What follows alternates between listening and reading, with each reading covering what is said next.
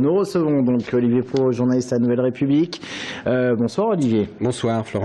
Il y a un chiffre, celui de la participation. Il est très bas, 46,1% sur notre euro-région. Est-ce que ça bouleverse un scrutin, cette participation très faible? Alors évidemment, ça le bouleverse, ceci dit, et malheureusement, nous sommes habitués à ce genre de participation aux européennes, aussi aux municipales et aux cantonales. D'ailleurs, maintenant, pratiquement, un électeur sur deux se déplace aux urnes.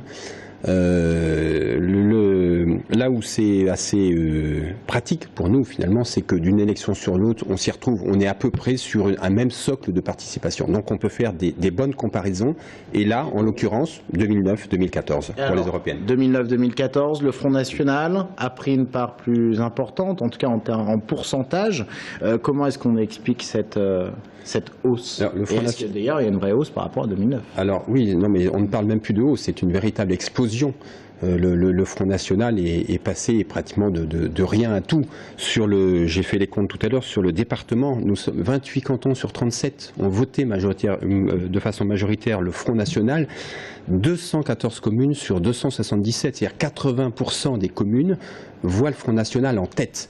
Alors évidemment, il faut quand même comparer avec 2009, où l'UDI et l'UMP avaient des listes communes. Et là, cette fois-ci, ils étaient désunis. Donc évidemment, cela permet au FN d'être devant. Pourquoi? Tout simplement, le FN dans les campagnes s'est déjà enraciné. Dans les villes, il s'installe. Et là, sur l'Europe, le FN avait un slogan simple finalement sur les affiches. C'était oui à la France, non à l'Europe. Vous voyez, c'était un slogan simple, et c'est là-dessus que le Front National a rassemblé, a épongé tous les mécontents d'Europe.